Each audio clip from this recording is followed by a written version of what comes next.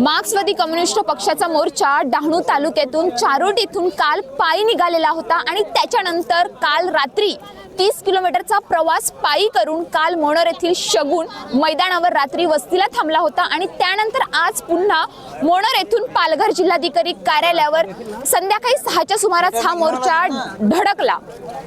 एकूण कालचे 30 आणि आजचा 20 असा 50 किलोमीटरचा प्रवास करून हे पालघर जिल्हाधिकारी कार्यालयावर धडकलेले आहेत। आत्ताचे 7:30 वाजलेले आहेत आणि पूर्ण मोर्चेकरी हे पालघर कलेक्टरच्या बाहेर आहेत। गेट पूर्ण बंद केलेले आहेत, पूर्ण पोलिसांचा बंदोबस्त आहे आणि आतमध्ये एंट्री देत नाहीयेत। त्याच्यामुळे आता मोर्चेकरी हे रात्री रस्त्यावरच थांबणार आहेत। जिथे भेटेल तिथे आपल्या चुली पेटवणार आहेत, जेवणाची व्यवस्था करणार आहेत। जिथपर्यंत मागण्या पूर्ण होत नाही तिथपर्यंत हे ठाम त्यांच्या मागण्यांवर आहेत।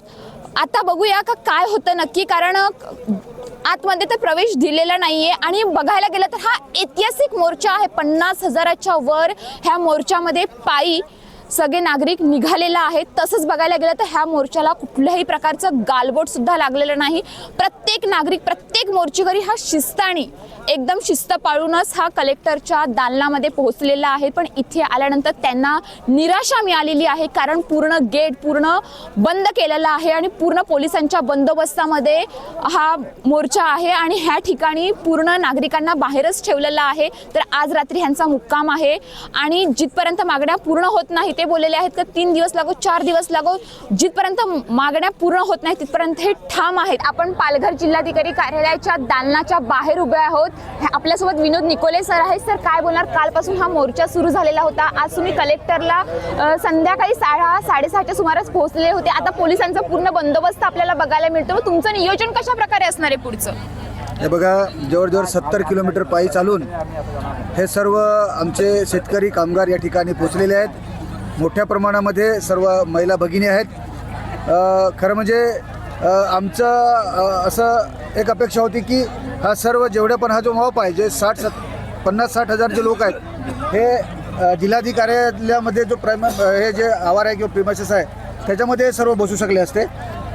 परंतु पोलिसांनी आमची सोय तिकडे बाहेर केलेली होती। आम्ही तिथे न बसता आम्ही या जिल्हाधिकारी कार्यालयाच्या गेटजवळ आलो। पोलिसांना आम्ही अनेक वेळा विनंती केली की आम्हाला आतमध्ये सोडलं पाहिजे, परंतु त्यांनी आतमध्ये सोडलं नाही। म्हणून आता आम्ही ज्या पद्धतीने मुक्काम आम्ही मनोरमध्ये केला होता तसा मुक्काम आम्ही आता ह्या सर्व जिल्हाधिकाऱ्यालयाचे जेवढे पण गेट आहेत त्या गेटवर सर्व कार्यकर्ते बसून आम्ही या ठिकाणी मुक्काम करणार। जेवणाची व्यवस्था कशा प्रकारे केलेली आहे? जेवणाची व्यवस्था आमच्याकडे सर्व आम्ही शिदोरी आणलेली आहे, अंथरूण पांघरून आमच्याकडे आहे, पाण्याची व्यवस्था आमच्याकडे आहे, धान्य आमच्याकडे आहे, शेतकरी असल्यामुळे तांदूळ आमच्याकडे आहेत। आम्ही आता आमची चूल मांडून तिथे आम्ही स्वयंपाक बनवू, जेवण करून आम्ही इथे या ठिकाणी आंदोलन आमचं सुरू ठेवू। शासन एका प्रकारे पोलिसांना पुढे करत आहे का? शासनाचं काय, शासन माहिती आहे सर्व, हे सर्व भ्रष्टाचारी सरकार ते पोलिसांनाच पुढे करतात। आता ही सामान्य जनता 70 किलोमीटर चालून आलेली आहे। या सरकारला त्याची काही दयामय नाही, काही कणव नाही। सर, बघायला गेलं तर काल तर आपल्या शगुन मैदानावरती लाईटीची सोय होती, पाण्याची सोय आहे, ह्या ठिकाणी तर अंधार आहे सगळं, तरी पण म्हणजे प्रशासनाला जाग येत नाहीये का? या ठिकाणी सर्व अंधार आहे, सर्व शेतकरी या ठिकाणी आहेत आणि खरं म्हणजे ही उद्या समजा इथं काय त्याचं म्हणजे तसं होणार नाही, परंतु आता ही सर्व जबाबदारी ही पोलिसांची राहील। तसंच बघायला गेलं तर पालघर बोईसर सुद्धा रस्ता बंद झालेला आहे आणि ह्या मोर्चामध्ये मोठ्या प्रमाणात महिलांचा सहभाग आहे, काही वृद्ध महिला सुद्धा आहेत। तुम्ही सकाळी सांगितलं का महिलांच्या अक्षरशः पायाला काही छिळे पडलेले आहेत, कोण आजारी पडलेला आहे, तरी पण शासन जागा होत नाही, तरी सुद्धा प्रशासन जागा होत नाही। आता ही त्यांची जबाबदारी आहे, परंतु आता हा जो पालघर बोईसर जो रस्ता ब्लॉक झालेला आहे, आम्हाला आता काही पर्याय राहिला नाही ना। शेवटी जर त्या आवारामध्ये जर आम्ही बसलो असतो तर हे रस्ते खुले राहिले असते, परंतु आता त्यांनी आम्हाला बाहेर ठेवलेलं आहे। तसं बघायला गेलं तर हे इथे काही महिला पोलीस भगिनी आहेत आणि आमच्याकडे जवळजवळ 30,000 तर आमच्याकडे भगिनी आहेत। आम्ही जायचं ठरवलं तर जाऊ शकतो, पण आम्ही कधी कायदा हातात घेत नाही। आम्ही मार्क्सवादी कम्युनिस्ट पक्षाचे एका शिस्तबद्ध पक्षाचे आम्ही कार्यकर्ते आहोत। हे सर्व 70,000 लोक आलेले आहेत, का पैसे देऊन आणलेले नाही आहेत, हे सर्व लोक स्वतःच्या कामासाठी स्वतः आलेले आहेत, स्वतःची भाकरी घेऊन आलेले आहेत। त्याच्यामुळे प्रशासनाने त्याची नक्की दखल घेतली पाहिजे, पण ते नाही घेत। सर, पण कालपासून बघितलेला आहे का हा मोर्चा आहे पूर्ण शांततेमध्ये आहे आणि तुम्ही तेच बघितलेलं आहे का आम्ही कुठल्याही प्रकारचं गालबोट किंवा काहीच नाही केलं? तसंच तुम्ही सांगितलेलं आपल्याकडे पण महिला मोठ्या प्रमाणात जसं पोलिसांचं आहे तसंच, पण तुम्हाला कुठल्याही प्रकारे अनुचित प्रकार घडवायचा नाही किंवा काहीच नाही। आता पण सांगितलं का कोणी दगडफेक करू नका किंवा काहीही करू नका। दगडफेक वगैरे करणे हे आमच्या पक्षामध्ये कधीच नाही आहे, हा विषयच नाही। आम्ही सरकारला वटणीवर शांततेच्या मार्गाने आणू, ही आमच्यामध्ये ताकद आहे, ही आमच्यामध्ये दमक आहे. सरकारला आम्ही वटणीवर आणू आमच्या शांततेच्या मार्गाने, आंदोलनाच्या मार्गातून. मग पुढचं कसं नियोजन असणार आहे, काय मागण्या? आता आम्ही इथे बसलो आहोत, आम्ही महिनाभराची शिदोरी बरोबर घेऊन आलेलो आहोत. महिनाभराची शिदोरी म्हणजे तुम्ही अगोदरच ठरवलं होतं का? सर्व नियोजित आहे आमचं. आम्हाला सरकार माहीत आहे गेंड्याच्या कातडीचं आहे, हे कधीही मागण्या लवकर मागण्या करत नाही, म्हणून 1 महिन्याचं आम्ही सर्व शिदोरी घेऊन आलेलो आहोत. जाताना तुम्ही मागण्या पूर्ण करूनच घेऊन जाणार आहेत? जाताना आम्ही मागण्या पूर्ण करून घेऊन जाणार आहोत. आणि ही जी 70,000 लोक झालेली आहेत याच्यामध्ये अजून उद्या 10-15,000 लोक वाढतील. आम्ही गावागावात निरोप दिलेला आहे, अजून संख्या वाढेल. वेळ पडली तर कशा प्रकारे असेल मग आंदोलन? वेळ पडलीच तर हाच मोर्चा आम्ही मुंबईच्या दिशेने वळवू, किंवा मग रेल्वे रोकाचं आम्हाला पत्र द्यावं लागेल आणि रेल्वे रोकवू आम्ही. तर आता बघूया, येणाऱ्या दिवसातच समजेल. आता सरांनी आपल्याला सांगितलेलं आहे का महिनाभराची शिदोरी आणलेली आहे, म्हणजे मागण्या पूर्ण होतील तेव्हाच हे घेऊन जाणार आहे. तसंच आता आज आपण बघितलेलं आहे पोलिसांचा मोठ्या प्रमाणात बंदोबस्त आहे, तशाच महिला सुद्धा आहेत. एकंदरीत बघायला गेलं तर शेकोट्या जेवणाची व्यवस्था सुरू झालेली आहे, प्रत्येक लाकडं पेटलेली आहेत. आणि आता बघूया, येणाऱ्या दिवसातच समजणार आहे उद्या किंवा परवा का मागण्या पूर्ण होतात की हा मोर्चा अजून काही दिवस चालतो, हे समजणार आहे. सर काय बोलणार, कलेक्टरच्या बाहेरच्या दालनामध्ये तुम्हाला बसवलेलं आहे, कारण तुमच्यासोबत आमदार विनोद निकोले स्वतः आहेत. कालपासून चारोटीपासून हा मोर्चाला सुरुवात झाली आणि तेव्हापासनं पोलिसांचं आम्हाला सहकार्य होतं, रात्री पण सहकार्य होतं. त्याच्यानंतर आम्हाला सकाळी जेव्हा आम्ही तयारी करून पालघरकडे निघालो, पालघरला पोहोचतो तिथपर्यंत पोलिसांचं सहकार्य होतं. परंतु अचानक इथं मोर्चा कलेक्टर ऑफिसवर आल्यानंतर लगेचच त्यांनी हा मोर्चा इथं अडवलेला आहे. आणि का अडवलेला आहे ह्याची काय कल्पना आम्हाला, कुठल्याही प्रकारची कल्पना नाही. त्याच्यानंतर सकाळी जेव्हा कलेक्टर ऑफिसमधून एक प्रांत अधिकारी आलेला, त्यांनी सांगितलं का आपण इथं चर्चा करू. परंतु आम्ही सांगितलं का जेव्हा मोर्चांचा रोष आहे, मोर्चेकऱ्यांचा रोष आहे आणि ते मोर्चेकरी आपल्या कलेक्टर ऑफिसवर येणार आहेत आणि आल्यानंतरच तिथं आपण जे काय असेल लोकांचा जो प्रश्न आहे त्या प्रश्नाला घेऊन आपण चर्चा करूया, अशा पद्धतीने चर्चा केली. आणि आता संध्याकाळी अख्खा दिवस मोर्चेकरी चालून आणि कलेक्टर ऑफिसवर आले, परंतु अचानक ह्या पोलिसांनी इथं गेट अडवलेला आहे. याचा अर्थ अजून परत काय आम्हाला समजलेला नाही. पण सर एकंदरीत बघायला गेलं तर 15 दिवसा अगोदरच कलेक्टरच्या ह्याच्यामध्ये तुम्ही हे आंदोलनाचं हे दिलेलं आहे, तसंच कालपासून मोर्चा निघालेला होता, म्हणजे एकंदरीत शासनाला तर माहितीच होतं ना का मोर्चा कलेक्टरला 20 तारखेला पोहोचणारच आहे असं? अगदी बरोबर. आम्ही जवळजवळ 20 दिवसापूर्वी निवेदने दिलेलं होतं. निवेदनामध्ये 1 ते 12 मागण्या होत्या आणि त्या 12 मागण्यावर चर्चा करण्यासाठी सुद्धा त्यांनी 2-3 मिटिंगा घेतल्या आणि मिटिंगाच्या माध्यमातून अधिकाऱ्यांची बरोबर चर्चासुद्धा केलेल्या आहेत. परंतु हा अचानक मोर्चा अडवण्याचं कारण काय आहे हे आम्हाला सुद्धा अजून समजलेलं नाही.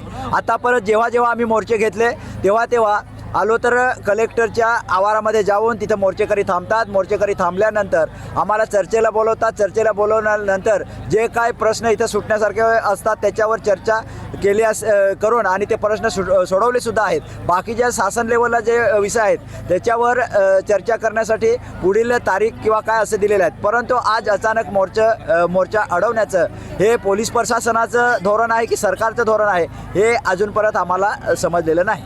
पण तुम्ही कलेक्टरला आता आल्यानंतर सुद्धा तुम्हाला असं काहीच कोणी शासनाच्या माणसाने येऊन काहीच नाही सांगितलं का? डायरेक्ट तुम्हाला अडवलेलं आहे का? काहीच अजून परत काहीच बोललेलं नाही, डायरेक्ट अडवलेलं आहे. आमचं म्हणणं एवढेच आहे का अख्खा दिवस मोर्चा चाललेला आहे आणि तो मोर्चा मध्ये लोक थकलेले आहेत, त्यांना आतमध्ये आपल्या कलेक्टरच्या आवारामध्ये घेतलं पाहिजे आणि घेतल्यानंतर तिथं ते रात्रभर आराम करतील. आराम केल्यानंतर मग आपण कलेक्टर मॅडमचे जे प्रश्न आहेत त्याच्यावर चर्चा करण्यासाठी जाऊ. परंतु अजून परत कुठल्याही प्रकारचं आम्हाला सांगितलेलं नाही.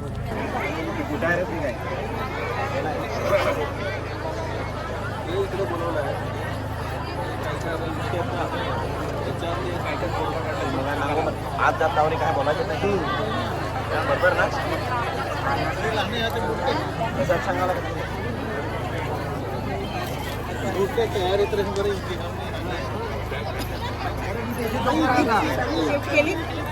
सर्व लाईव्ह जाईल ना मार्गाचे पोलीस प्रशासन काय करतात.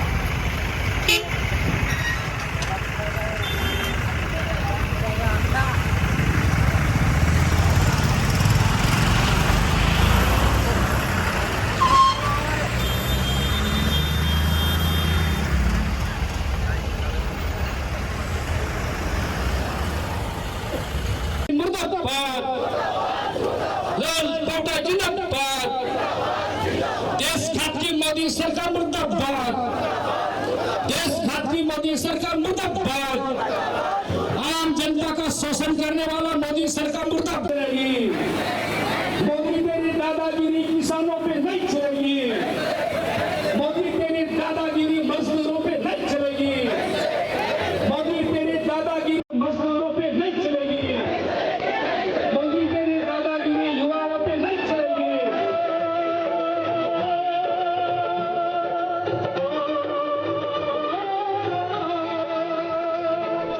मजदूरों का नारा है, झंडा लाल हमारा है,